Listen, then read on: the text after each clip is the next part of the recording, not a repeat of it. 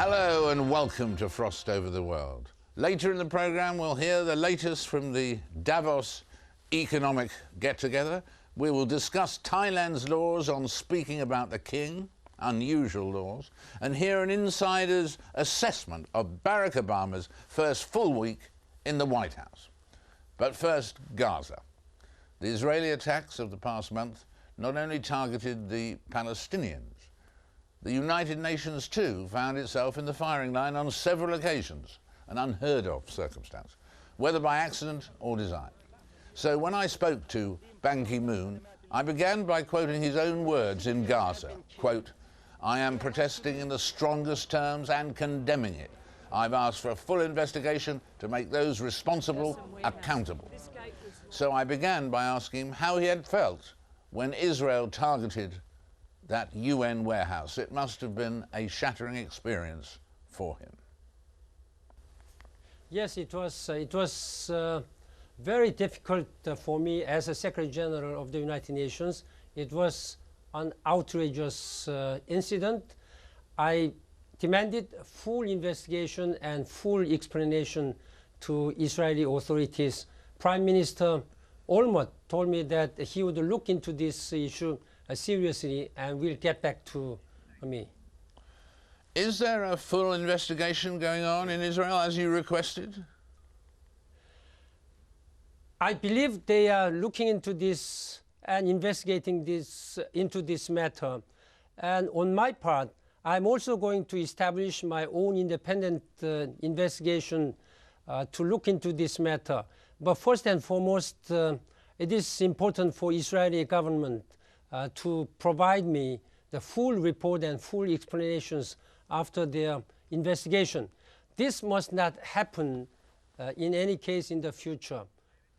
You asked that there would be no further attacks, obviously, on UN buildings, and you were given those assurances. Then 2 days later, another UN school was hit and 2 young brothers died and their mother lost her legs, and so on. I mean, so in that case, the assurance was not carried out by Israel.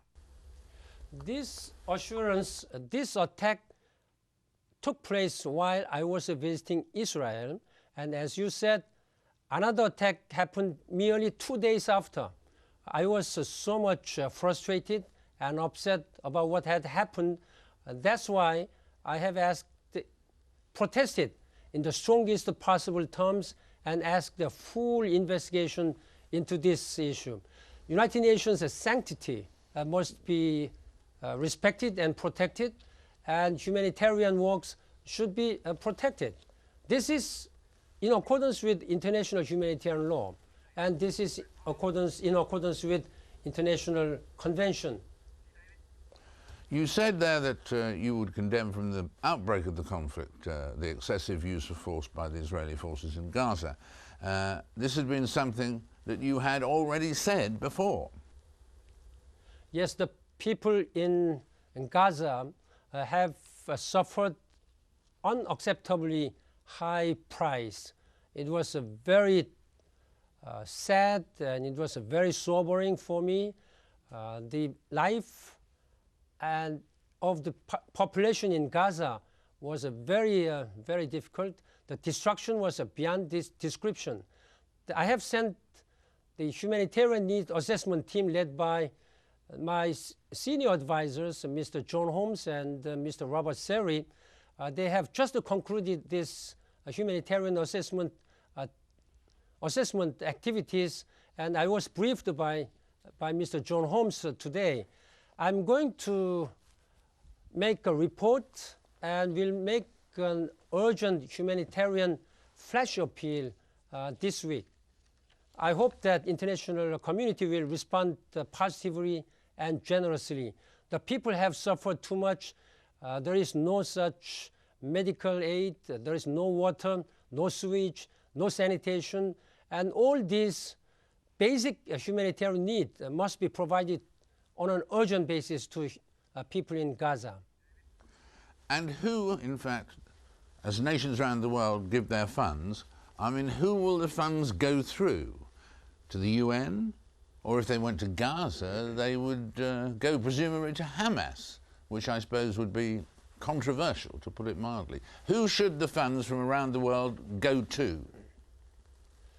First of all, United Nations will issue an urgent flash appeal on humanitarian as well as early recovery purpose. And some other countries in the international community, for example, Egypt is now preparing to convene an international donors conference for recovery as well as eventual socio-economic reconstruction.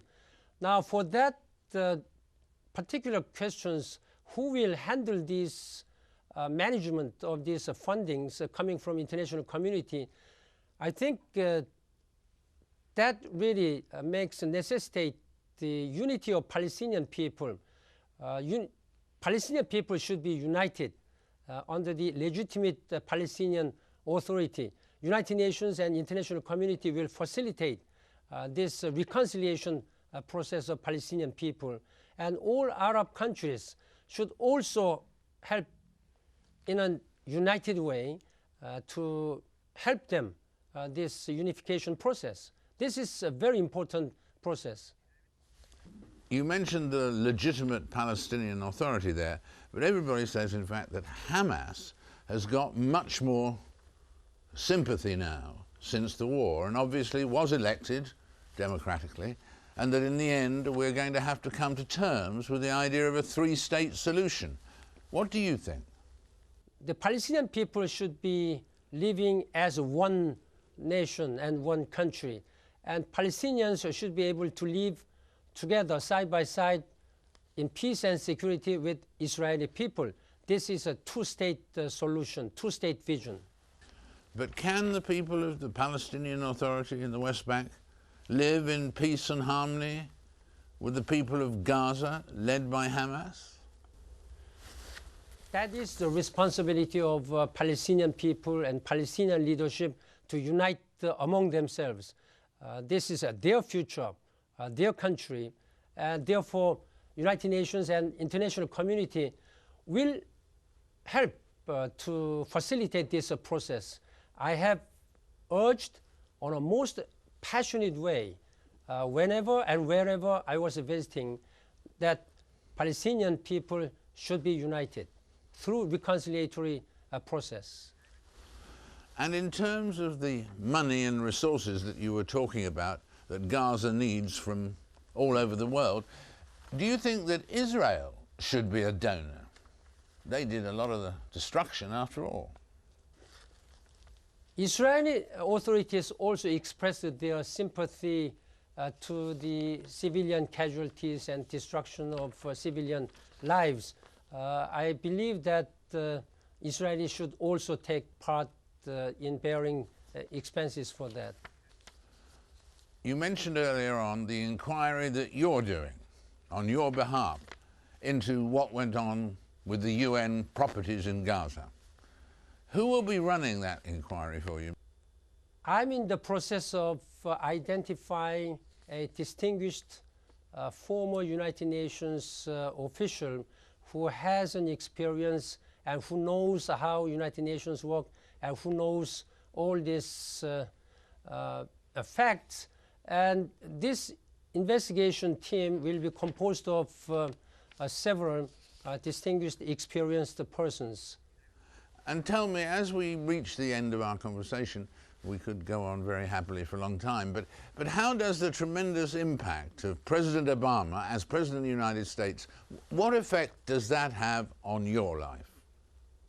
I had a very good telephone conversation with President Obama last Friday, and he was very much engaging, and I sincerely hope that he also take this Middle East issue as a priority policy matters so that we can see peace and stability restored in Gaza and in the Middle East as a whole. And we discussed on the issues like climate change and Millennium Development Goals and other regional conflict issues, Darfur, Somalia, and many other regional issues. I'm very excited to work together with him in the future. We need strong American leadership at this time. One last question on Gaza. Do you think that at the end of this process of investigation about what went on, there will be somewhere in the world, in Gaza or in Israel or somewhere else, do you think there will be court cases, criminal cases, as a result of what went on in Gaza? Over the several weeks, terrible and unacceptable events have taken place, and there have been allegations of violation of international humanitarian law, and wherever there are violations of international humanitarian law, there should be a thorough investigation. Of course, whenever the crimes are found, there should be accountability. But this accountability should be handled by a proper judiciary process. Mr. Secretary General, thank you very much indeed for joining us. We really appreciate it. Thank you very much. It has been a great pleasure. The Secretary General, Ban Ki-moon, there in forthright form. In a minute, Sir Martin Sorrell, direct from Davos. That's after this incredibly short break.